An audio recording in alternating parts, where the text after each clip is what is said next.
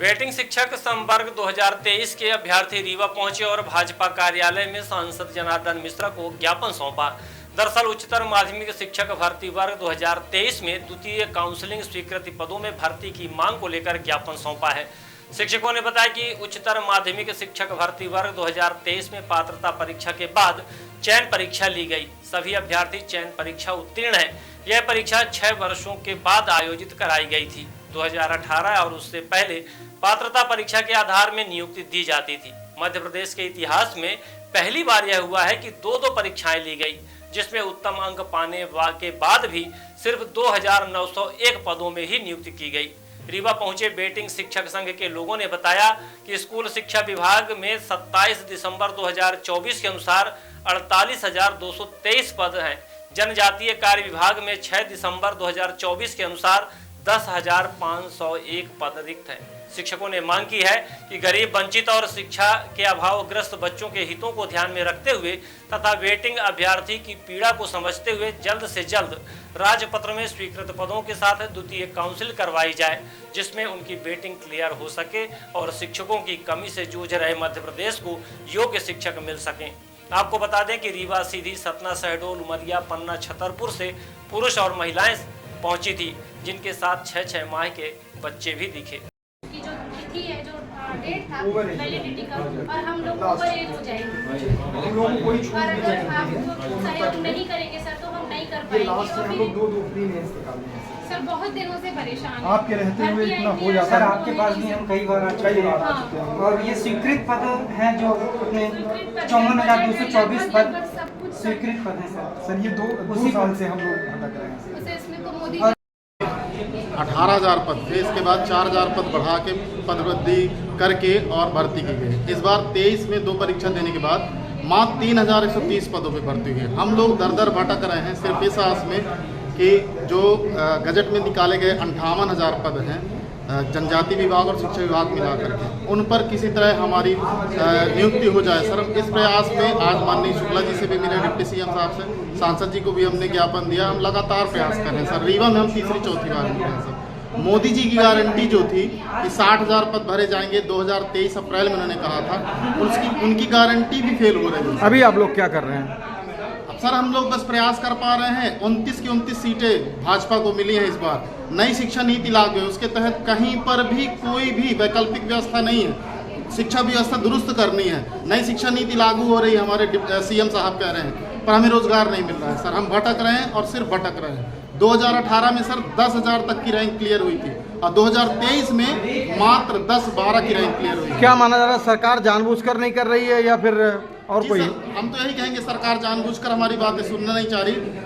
लोग कहते हैं कि वित्त विभाग का 3,053 करोड़ का बजट है, 6,000 करोड़ की उसमें बढ़ोतरी की गई है। सब कुछ है, फिर भी हमारे हाथ खाली हैं। जिला पन्ना से आया हूँ और जो जीवन की आधारभूत जो आवश्यकताएं हैं, शिक्षा, स्वास्थ्य और सुरक्षा, तो मध्य प्रदेश में शिक्षा की ये स्थिति है कि न तो सरकारी स्कूलों में शिक्षक हैं, कैंडिडेट हम लोग एग्ज़ाम क्वालिफाई करके बैठे हुए हैं, सरकार का उधर कोई ध्यान नहीं है।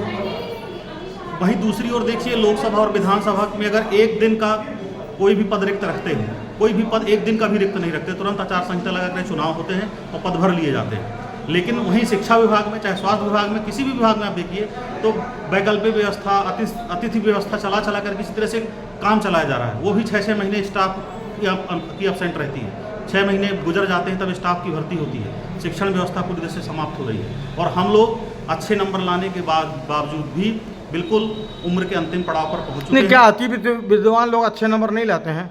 अतिथि विद्वान भी अच्छे नंबर लाते हैं, लेकिन इनको भर्ती ही नहीं करनी है। इनको रेगुलर भर्ती ही नहीं निकालनी, क्योंकि रेगुलर भर्ती निकालने से इनका फायदा होने वाला नहीं है। दुनिया की रेवड़ियाँ भर बांटना है।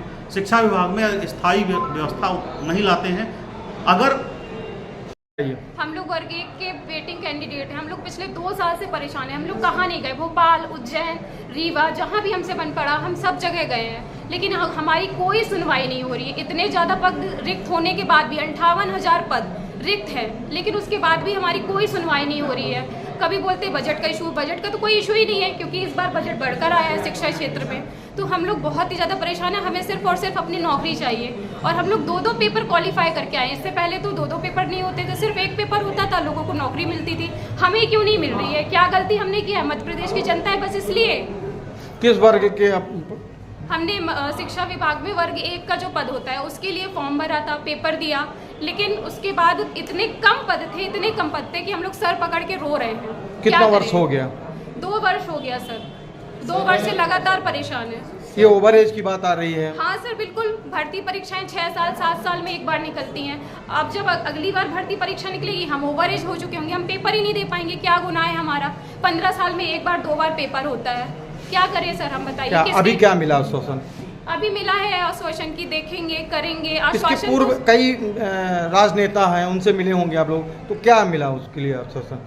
2 सालों से 2 साल पहले 2023 में पहले फ्री हुआ मार्च में, उसके बाद अगस्त में मेंस हुआ, उसके बाद 20 फरवरी को रिजल्ट आया। उसके बाद से ही हम लोग आज तक भी भर्ती के लिए भटक रहे हैं सर।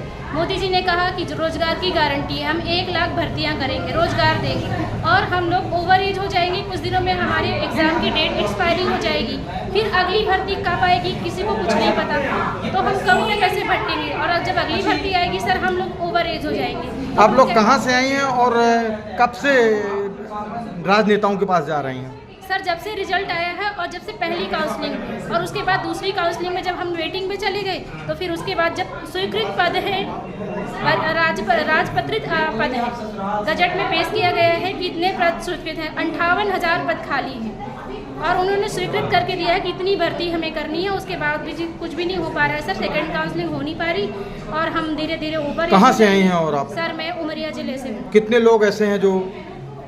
सर, लगभग कम से कम 20,000 लोग ऐसे हैं जो घूम रहे हैं इस।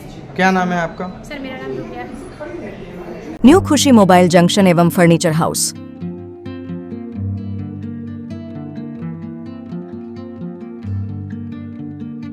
खरीदे सब कुछ एक ही जगह पर आसान सी किश्तों में? न्यू खुशी मोबाइल जंक्शन एवं फर्नीचर हाउस में मोबाइल, सोफा, बेड, अलमारी, बक्सा, पेटी, सिंगारदानी, TV, fridge, AC, washing machine, शादी का संपूर्ण सामान एक ही जगह में उपलब्ध है। हमारे यहाँ 0% फाइनेंस की सुविधा उपलब्ध है, और 5 मिनट में कहीं के भी आधार कार्ड से आप फाइनेंस करवा सकते हैं। शादी का संपूर्ण इलेक्ट्रॉनिक और फर्नीचर सामान खरीदने पर पाए भारी छूट और सुनिश्चित उपहार। हमारे यहाँ मेगा एक्सचेंज ऑफर में पुराने के बदले नए सामान उचित मूल्य में दिए जाते हैं। हमारा पता है न्यू खुशी मोबाइल जंक्शन एवं फर्नीचर हाउस, ढेखा तिराहा, रीवा। हमसे संपर्क करें 89 89 90 19 92 और 62 64 72 0 23 3 नंबर पर।